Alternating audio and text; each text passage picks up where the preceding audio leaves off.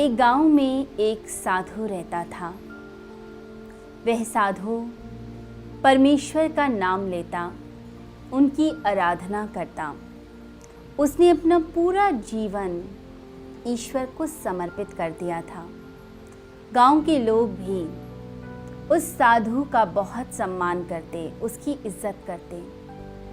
वह साधु पूरी निष्ठा से दिन रात एक करके भगवान का नाम लेता रहता।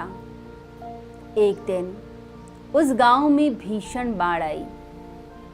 साधु वृक्ष के नीचे बैठकर तपस्या कर रहा था। गांव के लोग भाग कर आए और बोले कि गांव में भीषण बाढ़ आ गई है, आप हमारे साथ चलिए, आपका यहाँ रहना उचित नहीं है। उस साधु ने गांव वालों से कहा कि तुम्हें चिंता करने की आवश्यकता नहीं है, ईश्वर स्वयं मेरी रक्षा करेंगे। तो गांव वाले वहां से चले गए। गांव पूरा खाली हो गया। थोड़ी देर में पानी बढ़ता चला गया। अब वह पानी साधु की कमर तक आ गया, परंतु साधु पेड़ के नीचे से उठा नहीं। थोड़ी देर में एक मल्लाह एक नाव को लेकर उस साधु के पास गया और कहने लगा कि आप यहाँ से चलिए, बाढ़ का पानी बढ़ता चला जा रहा है, थोड़ी देर में पूरा गांव डूब जाएगा, हम में से कोई भी बच नहीं पाएगा। साधु ने उस मल्लाह को उत्तर दिया कि नहीं, मैं तुम्हारे साथ बिल्कुल नहीं जाऊंगा। मेरा भगवान स्वयं मेरी रक्षा करेगा, वह मुझे बचाने आएगा। तो वह मल्लाह भी वहां से चला गया। थोड़ी देर के बाद पानी और बढ़ता चला गया। अब उस साधु को पेड़ के नीचे से उठकर पेड़ के ऊपर चढ़ना पड़ा। वह पेड़ के ऊपर चढ़ गया और भगवान से कहने लगा, हे ईश्वर मेरी रक्षा करो, तुम मुझे बचाने आ जाओ। थोड़ी देर बाद हेलीकॉप्टर की आवाज आई। ऊपर से बचाव दल आया। उन्होंने रस्सी फेंकी और साधु को समझाया कि तुम इस रस्सी को कसकर पकड़ लो। रस्सी को कसकर पकड़ोगे तो हम तुम्हें ऊपर खींच लेंगे। साधु ने मना कर दिया। बचाव दल ने दोबारा आग्रह किया।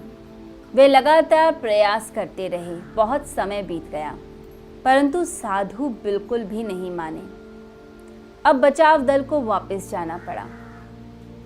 साधु यही कहता रहा कि भगवान खुद आकर मुझे बचाएंगे, मैं किसी और से बिल्कुल हेल्प नहीं लूँगा, सहायता नहीं लूँगा। थोड़ी देर बाद वह पूरा गांव बाढ़ में डूब गया और साधु की मृत्यु हो गई। मृत्यु के बाद साधु जब स्वर्ग में गया, उसकी आत्मा जब स्वर्ग पहुंची तो उसने भगवान से प्रश्न किया कि मैंने जिंदगी भर तुम्हारी आराधना की, जिंदगी भर सेवा की, मुझे बदले में क्या मिला? तुम मुझे बचाने भी नहीं आए। तब भगवान ने कहा, मैं तुम्हें 3 बार बचाने आया। मैंने 3 बार अपने लोगों को तुम्हारे पास भेजा। पहली बार ग्रामीणों के रूप में गांव के लोग तुम्हें बचाने आए थे। वह मेरे ही संकल्प से, मेरी प्रेरणा से बचाने आए थे, परंतु तुम नहीं माने, तुम मेरे संकेतों को समझ नहीं पाए। मैंने दूसरी बार भी प्रयास किया। मैंने मल्लाह को भेजा कि तुम शायद समझ जाओ, परंतु तुम तब भी नहीं समझे। फिर मैंने तीसरी बार प्रयास किया, हेलीकॉप्टर भेजा, तुमने तब भी नहीं मानी बात।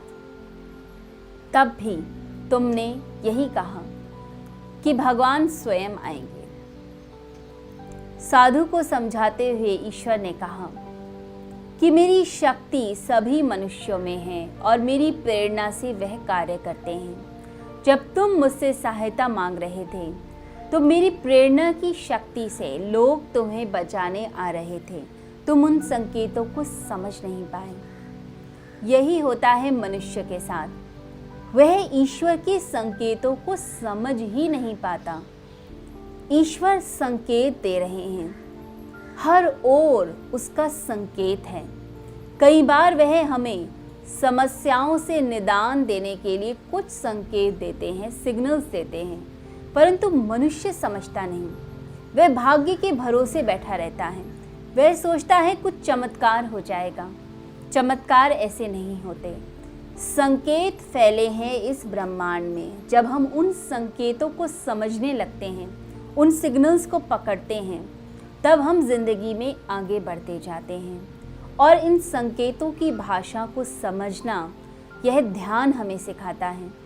ध्यान के माध्यम से, मेडिटेशन के माध्यम से हम सूक्ष्म संकेतों को समझने लगते हैं।